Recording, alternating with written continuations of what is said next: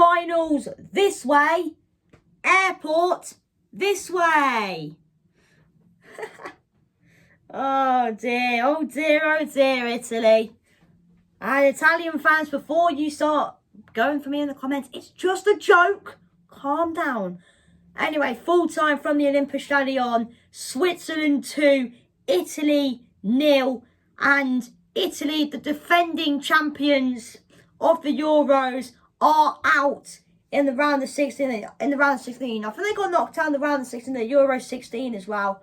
Not really 100% sure, but yeah, but overall, it was poor from Italy, considering, you know, on paper, probably, I think on paper, Italy probably should be beating Switzerland, because let's be honest, Italy, if you just said in your head, Switzerland, Italy, you would say Italy would win. And I mean, also, you know, Italy, you know, they've got Donnarumma, who's very good, Bastoni, Nicolo Barella. Italy probably should be winning this game, but they didn't. And to be honest, they were really poor, Italy. They were poor. They were absolutely shocking, is what Italy were. They were not good enough at all. Not good enough at all. Honestly, I mean, that first half though, they were honestly, it was like watching England in that first half. It was generally like watching England in that first half for Italy, because how deep they were. They were just getting dominated. Switzerland just dominated them in that first half. It was all Switzerland dominance. I mean, the way Switzerland were just passing the ball around, just playing through Italy. It was just, I bet for the Italians watching it, it was so frustrating, because honestly, they were so poor and so bad in that first half, and they really started to play good football in the last 15 minutes of the game, to be honest. But yeah, but overall, I mean, fair play to Switzerland. Back-to-back quarterfinals at the Euros. Obviously, in the last Euros, they actually beat France on pens. And now this year, they've beaten an Italy team. So, two big nations the Swiss have beat in the last two Euros.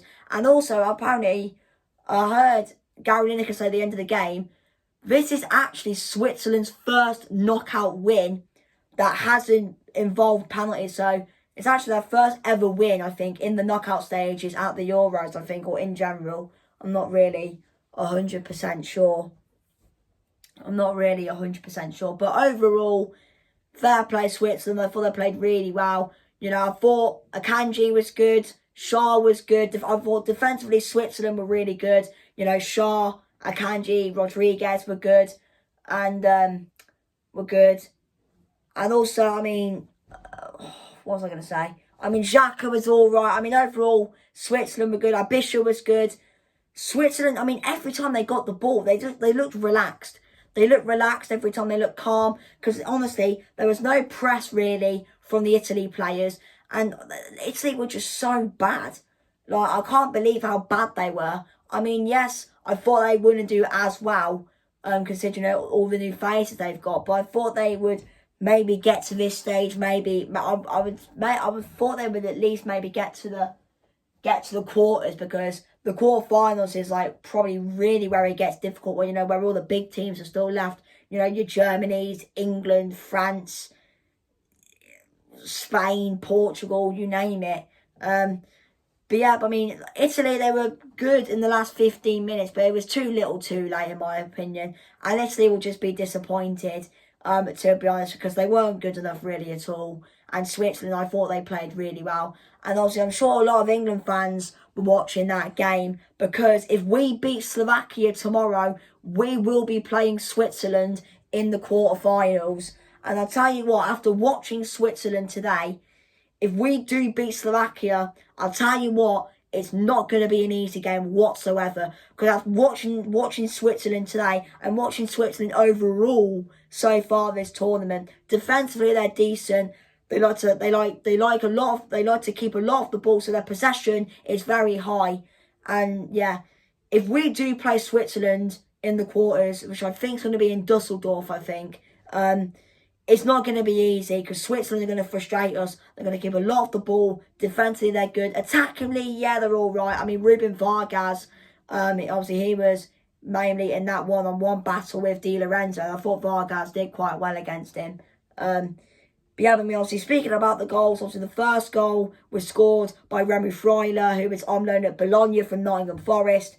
It was a good goal, to be fair. And the second goal, apparently, is actually the fastest second half goal in the European Championship ever. And it was, I think it was Dan Ndoye who scored it. It was actually a really good goal as well. But honestly, like, I just can't believe how bad Italy were. They weren't pressing. They weren't pressing anyone.